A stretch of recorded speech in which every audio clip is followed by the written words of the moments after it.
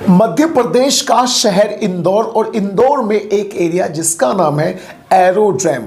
उसी aerodrome area में अशोक नगर नाम की एक जगह पड़ती है।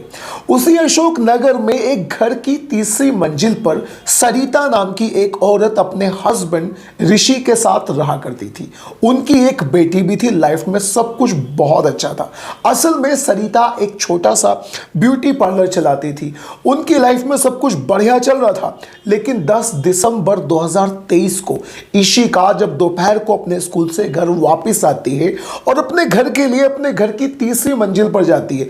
असल में ये घर उनका एक रेंटेड हाउस था।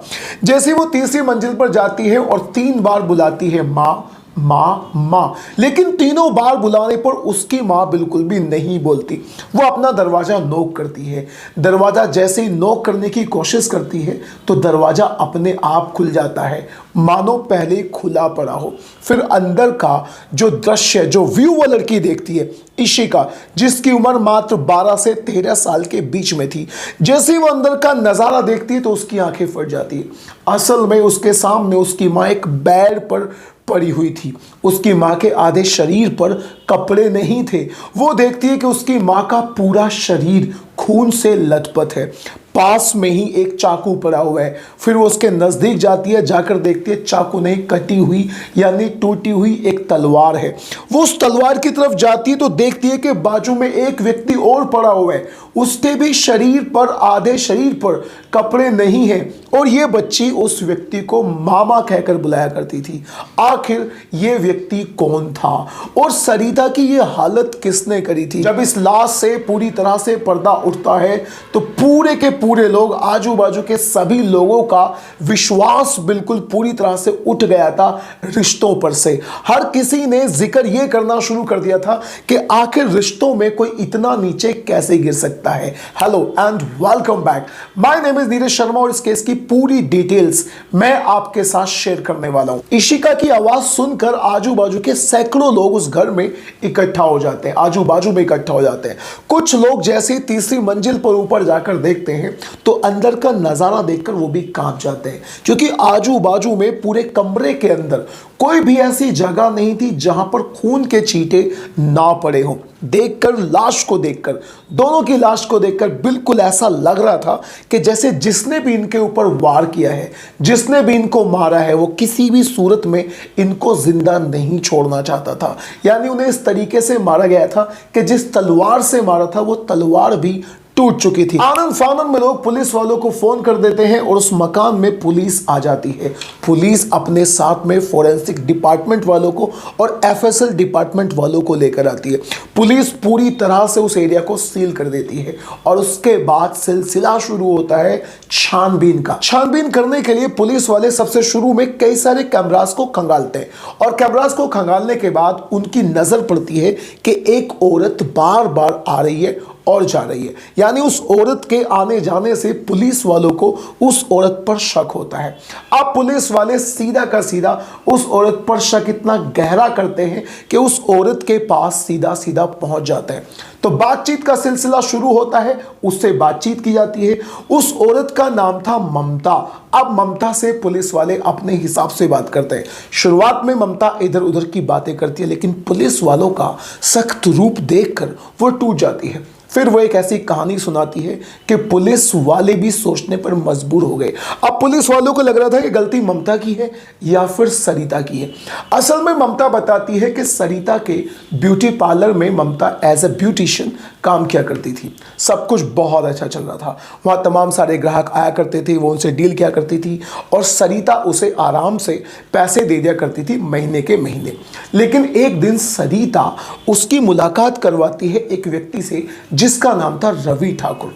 रवि ठाकुर से बातचीत होती है, धीरे धीरे दोस्ती होती है और अब रवि ठाकुर और ममता की दोस्ती इतनी गहरी होती है कि ये दोस्ती प्यार में बदल जाती है।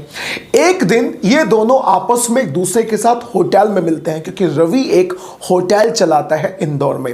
ये दोनों होटल में मिलते हैं, दोनों के बीच में सेक्सुअल रिलेशनशिप बनता है और यहीं पर जो रवि ठाकुर था वो ममता का एक अश्लील वीडियो बना लेता है। यानी जो कुछ भी उसने उसके साथ किया, उसने उसके साथ सेक्स किया और उसी का एक वीडियो बना लिया। वीडियो बनाने के बाद अब हमेशा वो जब भी मर्जी चाहता था ममता को अपने पास बुला लिया करता था, उसके साथ ज़बरदस्ती किया करता था। मान के चलो कि अब वो उसे उस अश्लील वीडियो को दिखाकर उसके साथ ब्लैकमेलिंग वाले सिस्टम को खेल रहा था। आगे ममता बताती है कि एक दिन वो अपने घर पर नहा रही थी। जैसे ही वो नहा रही थी तो बाहर उसका फ़ोन रखा हुआ था। अचानक से उसका फ़ोन बजता है और उसका हस्बैंड नितिन पवार उस फ़ोन को उठा लेता है। फिर उसके बाद में फ़ोन उठाने के बाद, बातचीत करने के बाद में वो अंदर उस फ़ोन में यानी कुछ ना कुछ देखने लग जाता है। वो देखता है कि उस फ़ोन के अंदर एक वीडियो पड़ी हुई है और वो उसी वीडियो को देख लेता है जो उसके यानी रवि ठाकुर और ममता के बीच की वीडियो थी। यानी वो अश्लील वीडियो का पता अब नितिन पवार यानी ममता के हस्बैंड को चल चुका था। वो अपनी वाइफ को यानी ममता को पीटता है, डांटता है, धमकाता है और उससे पूछता है कि आखिर तुम ये कर क्या रही हो? मैंने तुम्हें फ्रीडम दी है, तुम्हें मौका दिया है बाहर जाकर काम करने का, और तुम ये क्या कर रही हो? अब ममता उसके सामने गिड़गिड़ाती है और अपनी सारी आप बीती उसे सुना देती है। अब इन दोनों को एक दूसरे पर गुस्सा भी आता है, लेकिन धीरे धीरे नितिन पवार अपनी वाइफ की मजबूरी को समझ जाता है। वो समझ जाता है कि सरिता ही वो औरत है जिसने मेरी वाइफ को इस तरह के झमेले में फंसा है। मेरी इज्जत भी गई और सब कुछ मेरा खत्म हो चुका है। अब नितिन बदला लेने की ठान लेता है और उसका साथ देती है ममता। यहां पर नितिन अपना एक दोस्त और भी अपने साथ मिलाता है जिसका नाम था सागिर, और 10 तारीख की सुबह सुबह ये तीनों लोग ममता के घर पहुंच जाते हैं। फ्रेंडली एंट्री होती है, ममता से बातचीत होती है और मौका पाते ही ये लोग ममता पर ताबड़तोड़ हमला कर देते हैं एक तलवार से जिसको ये लोग अपने साथ लेकर गए थे। ममता बहुत जल्दी दम तोड़ देती है। उसके शरीर पर इतने ज़्यादा वार किए जाते हैं कि शरीर का कोई भी पार्ट नहीं बचा था जहां से खून ना निकल रहा हो। अब ये उसके आधे कपड़े बाहर निकाल देते हैं और उसको वहीं पर बेड पर ही डाल देते हैं।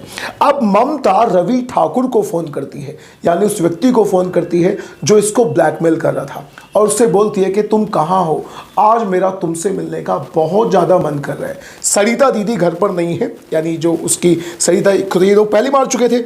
सरिता दीदी घर पर नहीं है, तुम एक काम करो, सीधे यहाँ पर आ जाओ। रवि ठाकुर को ये मौका लगता है। वो तुरंत अपनी गाड़ी से 10 मिनट के अंदर अंदर वहाँ पर आ जाता है। जैसे ही वो घर में एंट्री करता है तो ममता उसे जैसे तैसे अपने जाल में फंसा लेती है।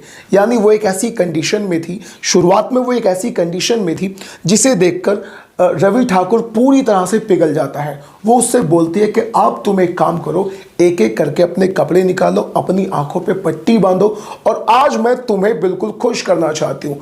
वो बिल्कुल ऐसा ही करता है। उधर नितिन और सागिर दोनों इंतज़ार कर रहे थे।